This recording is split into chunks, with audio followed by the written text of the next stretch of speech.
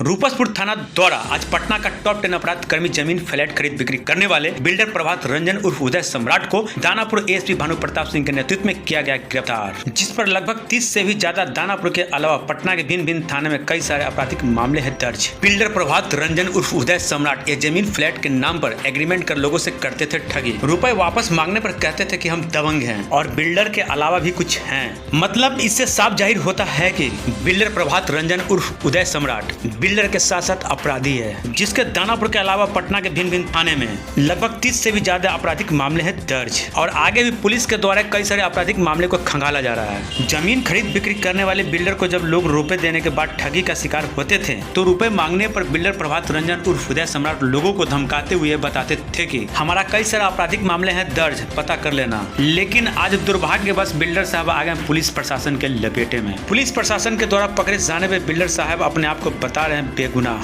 एक FIR संख्या 228/25 दर्ज कराई गई थी, जिसमें इस कांड का प्राथमिक अभियुक्त प्रभात कुमार रंजन उर्फ उदय सम्राट, जो सन ऑफ चंद्रदेव यादव, जो बड़की थाना घोसी जिला पटना, वर्तमान में अपर्णा बैंक कॉलोनी थाना रूपसपुर जिला पटना का रहने वाला है। इस पर बड़े संगीन आरोप लगाए गए थे कि ये बिल्डर माफिया है और इसने बहुत सारे लोगों को फ्लैट्स का वादा करके उनको फ्लैट्स नहीं लौटाए तथा लोगों की ज़मीन भी हड़पता है।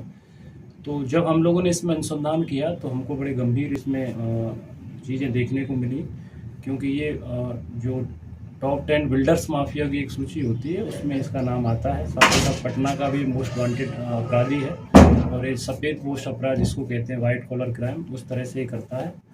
और इसको हम लोगों ने झारखंड के रांची से हमने अरेस्ट किया है और अभी इसको माननीय न्यायालय में भेजा जा रहा है।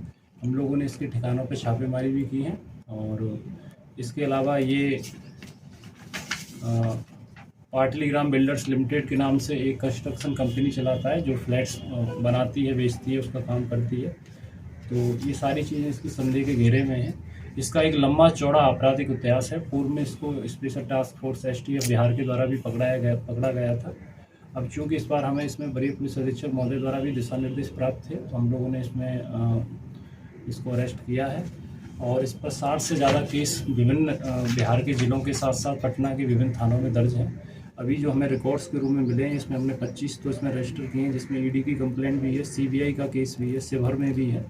तो इस तरह से इसको भेजा जा रहा है। सेक्टर है जिसमें ज़मीन से डील करता है, फ्लैट्स बना के बेचता है लोगों को, लेकिन पैसा तो उनसे ले लेता है लेकिन उनका पैसा वापस उसको नहीं दिया जाता है। तो उसमें करोड़ों के उससे ज़्यादा भी इसमें चीज़ें हो सकती हैं वैसे का, क्योंकि मैं जैसा बताया कि लगभग 60 से ज़्यादा हम लोगों को पता चल रहा है कि इसके पास केस हैं। बहुत सारे लोग ऐसे हैं, आज जैसे सुबह भी हमने 2 लोगों को मिले थे कि जिन्होंने केस दर्ज ही नहीं कराया जबकि उनका पैसा ही ले चुका है फ्लैट दिलाने के नाम पर। इसके अलावा इसका उसमें रेरा में भी इस पर मुकदमा चल रहा है, CBI में भी इस पर केस था 8/2008। तो इस तरह से लिस्ट है, इसमें आपको पूरा मिल जाएगा। हम ऊपर नहीं कर रहे हैं, बट ये उन्होंने एक FIR दर्ज कराई थी। उसके आरोप यही था कि उनको फ्लैट्स का वादा किया था, उनके साथ वो फ्लैट वापस नहीं लौटाए और साथ ही साथ उनको धमकाने की भी कोशिश की गई। क्या वेदिका से पैसे भी लिए गए थे? हाँ, वेदिका से पैसे लिए गए थे और बट उनकी वापसी उनके द्वारा नहीं की गई थी, ऐसा उनका आरोप था उसमें। तो उसमें जाँच भी चल रही है।